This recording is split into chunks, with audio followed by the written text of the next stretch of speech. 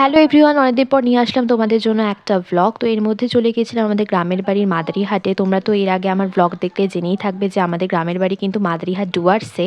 তো এর মধ্যে আমাদের পরিবারের সকলে একত্রিত হয়েছিলাম বলে চলে গিয়েছিলাম একটা পিকনিক করতে, যেটাকে নাকি বলে ফ্যামিলি পিকনিক। তো এখানে দেখো আমরা চলে এসেছি পিকনিক স্পটে, আর এখানে কিন্তু খুব মজা, গল্প, হই হুল্লোড় সবই হচ্ছে। আর তার সাথে চলছে পিকনিকের প্রিপারেশন। আমি আর আমার বোন কিন্তু এখানে মাংসের জন্য যাবতীয় যা কিছু সেগুলো কাটাকাটি করছিলাম। আর এখানে চালটাকে ভালো করে ধুয়ে নেওয়া হচ্ছে। এটা আমার দিদি আর জামাইবাবু, এটা হলো আমার পিসি, যে কিন্তু আজকে পিকনিক নিয়ে সবচেয়ে বেশি এক্সাইটেড ছিল। আজকে বাড়ির বড়দের সকলকে বলা হয়েছে তোমরা আজকে মজা করবে, হই হুল্লোড় করবে, কিন্তু কাজ করবে না।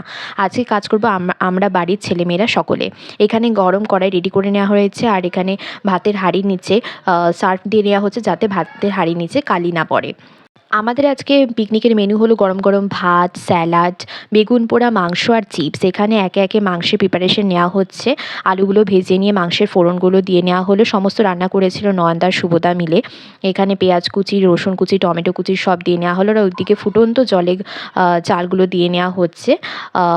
আর এখানে দেখো মশলাগুলো দিয়ে নেওয়া হচ্ছে যাতে মাংসের কালারটা কিন্তু খুব ভালো আসে। আর রীতিমতো মাংসের কালারটা কিন্তু খুব লোভনীয় এসেছিল, দেখতেই পাচ্ছ। এখানে জেঠি মাংস কষাচ্ছিল। পিকনিকে মাংস হবে আর সেই কষানো মাংস নিয়ে মারামারি হবে না তা কী করে হয়।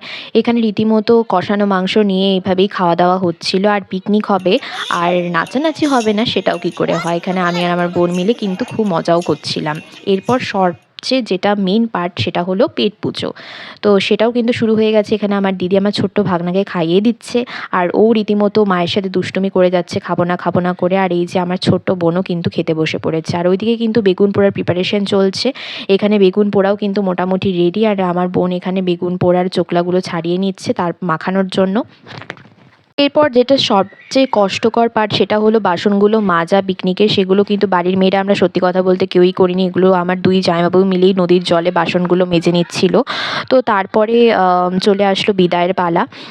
এখানে কিন্তু যত রাত বাড়ছে, যত অন্ধকার হচ্ছিল ততই কিন্তু একটা গা ছমছম পরিবেশ তৈরি হচ্ছিল, কারণ এখানে কিন্তু হাতিও আসে মাঝে মাঝে।